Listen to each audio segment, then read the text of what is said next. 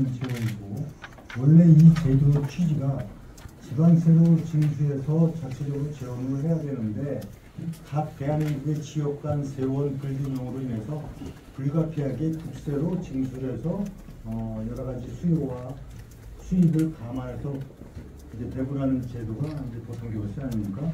그래서 지금 말씀하신 내년도의 경우 8,900억 원 예산을 편성했는데, 이것이 이제 세수 결손 부분에 대한 대책의 문제인데, 금년에 8,600억을 담았다가 8,900억으로 했습니다. 그런데 보통교세는 이제 내년도 세수 전망 내수세를 전부 다 추계하고, 그다음에 지금까지 정산부 이런 걸 감안해서 행정안전부에서 최종적으로 결정이 되고, 이것도 금년도 어떤 방식으로 산정해서 내년도에 하느냐 기본 원칙은 있지만은 새로운 신규 수요나 이런 부분을 감안해서 결정을 합니다.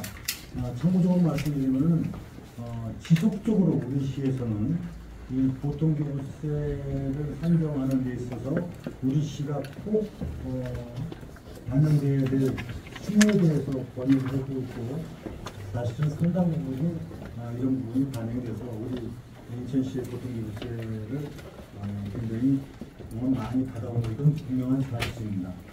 그러나 올해도 그렇게 노력은 하지만은 현재로서는 8,900억을 담아놓고, 세수 결손분은 사실 금년도나 작년도가 내국세가 당초 국가에서 목표로 징수 예정을 했던 부분을 걷지 못하다 보니까 세수 결손이 생겼습니다.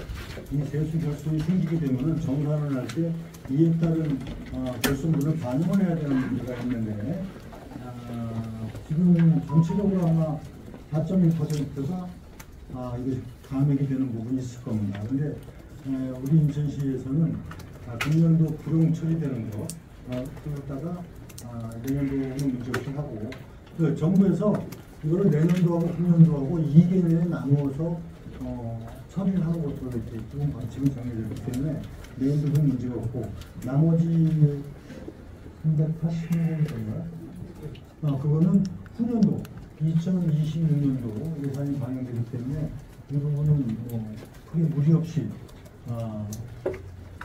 다소는 좀 보수적으로 잡습니다. 만약의 경우를 대비해서 보통교부세는 보수적으로 잡아놓고, 그 다음에 최종적으로 결정될 때 그에 따라서 재정 운영에 문제가 없도록 해나가고 있다. 그리고 그래서 이제 이게 보통교부세의 예측 가능성은 기본적으로 수요 공급을 수요와 수입을 예측하는 모델이 있습니다. 그래서 크게 여기에 흔들리지는 않는데, 전체적인 세수가 어떻게 변동되느냐, 그 다음에 신규 수요나 이런 부분을 어떻게 반영하느냐, 이 문제입니다.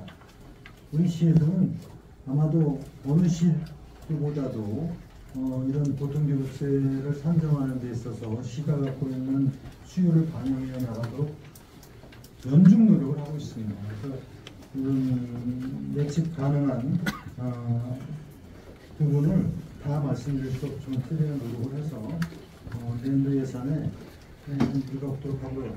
행안부하고 계속적으로 이런 우리 노력을 하고 연말까지 좋은 결과를 얻도록 지금 일어나고 있습니다. 네, 다음 질문 받도록 하겠습니다. 예, 우리 이상현 기자님. 예. 이상현 기자입니다. 실권 불안정도 세수통보가 심각한 문제입니다. 실권이 2010년 몇 가지만 사정이 되진 않겠지만, 그걸 무관하고 그것은 없는 문제입니다. 중앙정부로 세수 비리를 어떤 역할을 맡고 계시며, 지난해 최종 예산을 어떻게 집행할 것인지. 네, 알겠습니다.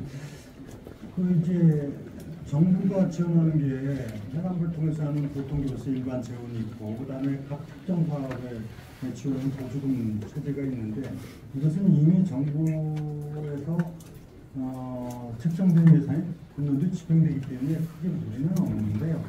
다만 세수가 정부 세수 결손에 따라서 조금 아까 송 기자님도 말씀하셨지만 이제 보통교부세에는 일반 자주재원이 있으면 조금 문제가 됩니다. 나머지는 다 특정 목적에 의해서 교부받아서 크게 무리는 없는데, 내년도 세수 전망이 지금 정부에서 편성한 그 예산안에 따르면은 내년도도 그 이제 부가가치세하고 법인세가 좀 증가되는 것도 지금 세수 추계를 전망하고 있습니다. 그러면 부가가치세가 증가가 되면은 이에 따라서 우리 지방 소비세가 자동으로 연동이 돼서 증가가 되고 법인세가 증가되니까 지방 소득세는 또 연동해서 증가가 되기 때문에 그 최소 금액을 담았습니다. 이건 저희가 마음대로 하는 게 아니라 국세 추계에 따른 연동되는 그 재원이기 때문에 내년도 그래서 지방세 전체 세입 규모가 우리가 늘어나게 된 것은 그런 이유입니다. 그리고 우리 인천시의 이제 지방세 그 징수도 전체 추계를 볼 때 내년도에도 금년보다 뭐 줄지는 않는 것으로 지금 추계를 하고 있습니다. 그래서 세수는 지금 과거에는 뭐 10% 이상 늘어나고 이렇게 성장하는 시기가 있었지만은 지금은 그 정도는 되지는 않지만은 적어도 시 재정 운영을 하는데 우리가 없도돼서 이번에 세수는 전체적으로 증가되는 추세를 분석을 했고 또 이에 따라서 일반에게도 지난해보다 한 4.2%가 이렇게 증가되는 것으로 예산을 편성했습니다. 그래서 뭐 적어도 시에서 예산을 편성할 때 대원칙이 객관적인 그 세수 전망에 따라서 하는 겁니다. 그러면서 다소는 안정적인 기조를 유지해야지 무리하게 예산을 편성해가지고 나중에 감당이 안 되는 일이 있어서는 절대 안 된다. 보통교부세도 그렇고 세수도 그렇고 그래서 항상 세입 추계를 이렇게 해놓고 조금 여유재원이 있으면은 추경 재원으로 운동을 하는 게 된가 이렇게 했다는 말씀을 드립니다. 예, 마지막으로 한 번 더 우리 백승재 기자님. 김물고 백승재입니다. 두 가지 질문인데요. 저는 항상 이제 본 예산하는 전년도가 이제 증가를 했는데 강조를 했는데 혹시 뭐 처음인지 아니면 예전에도 좀 있었던 건지 여쭤보고 싶고 거기에 따라서 이제 분야별 재원 제분 줄인 거 보니까 이제 환경 쪽이 좀 많더라고요. 그래서 이 줄어든 그 예산을 이제 각각 배분을 하실 때 어떤 거에 좀 초점을 맞추셔서 이렇게 하시는지. 그리고 이제 두 번째는 글로벌 톱10시티 정책인데요. 여기에 이제 기존에는 글로벌 톱10하고 재물포 르네상스를 이제 따로 두고 하셨는데 지금은 이제 글로벌 톱10시티의 그 재물포 르네상스를 하위 개념으로 두고 했어요. 그래서 이제 글로벌 톱10시티가 그럼 이게 또 이제 무슨 정책을 갖고 다시 이제 의문이 없고 또 여기에 이제 플러스 재물포 르네상스를 줄어드는 것인가 이런 의문이 있거든요. 네, 말씀드리겠습니다.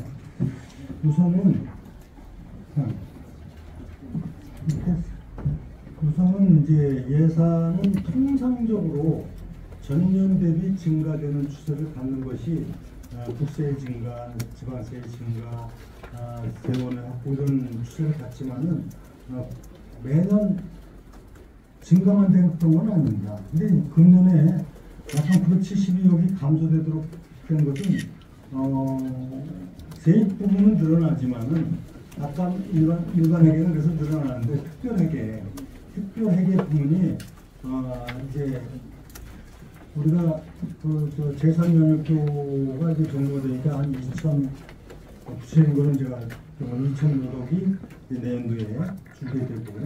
또 1호선 검단 연장선에 따른 사업이 종료되기 때문에 그 사업을 반영해서 특별회계가 준비됨에 따라서 전체적인 예산 경우가 줄게 된 것이다.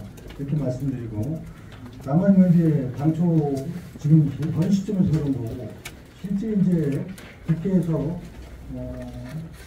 또 예산 심의 과정이 있지 않습니까? 그럼 국비가 확충되는 부분이 지금 예측할 수 있는 부분이 몇 가지가 있는데 그거는 미리 여기가 감안할 수는 없죠. 그 국비가 확정되면 그에 따른 부분이 있을 수 있고 또 우리도 교부세나 자체 지원의 규모 변화가 있을 수 있는 것은 추후에 반영하는 것이 그것이 합리적이지 저희가 너무 그런 것까지 예산에서 예산 넣는 거는 좀 안정성에 문제를 가져올 수 있다. 그래서 세수와 관련한 부분은 비교적 안정적인 기조하에서 예산을 편성하는 기조를 갖고 있다. 이렇게 말씀드리고요. 그리고 환경 예산이 그 중에서 이렇게 분야별로 할 때 좀 감소된 부분은 그 수소버스 구입비가 이게 굉장히 큽니다.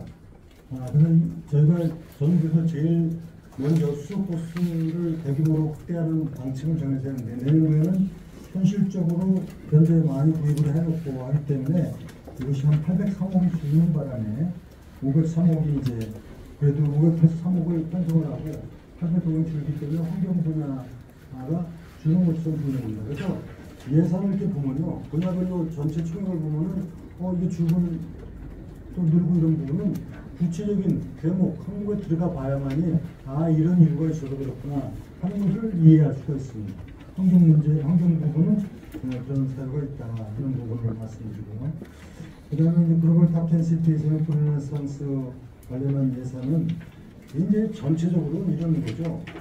사실상 인천시의 야심찬 시정 목표 비전이 인천을 세계적인 글로벌 도시로 발전시켜 나가는 거 아닙니까? 시민행복한 세계 초유의 도시를 만들겠다는 것이 목표인 만큼 이 부분에 대한 큰 방향성이라든가 목표는 변함이 없습니다. 오히려 이것을 어떻게 좀 더 강화시켜 나가느냐는데 초점을 맞추고 있는데 이 사업이 단기적인 사업이 있고 중기적인 사업이 있고 장기적인 사업이 있다는 것은 이미 마스터 플랜에서 다 밝혀드린 바 있습니다. 그래서 우선 당장에 예산을 담아서 하는 부분이 있고 그 다음에 중장기적으로 담아야 될 부분이 있기 때문에 여기에 지금 아까 나온 거는 이제 대표적인 몇 가지를 얘기했을 뿐이고 실제 이와 관련된 일을 차질 없이 추진해 나갑니다. 예를 들면은 지금 르네상스 프로젝트의 핵심적인 거는 계양장 이론에 대한 전면적인 쇄신 그리고 동천역을 일개 새로운 개발 방식으로 바꿔서 하는 것을 다 추진하고 있습니다. 그게 인천시에서 뿐만 아니라 도시공사나 관련된 기관을 다 담고 있기 때문에 우리 여기다가 다 설명드리기는 어려운 부분이 있습니다. 다만 분명한 이거는 이 사업을 추진하기 위해서 연계 사업이 많습니다. 그리고 탑10 시티라고 하는 것이 이게 1, 2년에 이렇게 되는 게 아니라는 건 잘 알고 계시지 않습니까? 그래서 내년도 단계에서 우리가 해야 될 사업들 이런 걸 중점적으로 반영을 하고 큰 이제 거시적 목표는 분명합니다. 이런 차원에서 재정 관리를 해나가겠다는 말씀입니다. 그러면 저기 시장님과 함께 하는 내년도 예산안 브리핑은 여기서 마치도록 하고요. 그다음에 혹시라도 구체적인 예산안 세부 항목에 대해서 궁금증 있으시면 우리도 해당 실국장님들과 본부장님들과 함께하도록 하는 시간을 갖도록 하겠습니다. 예, 그렇습니다. 예, 그렇습니다.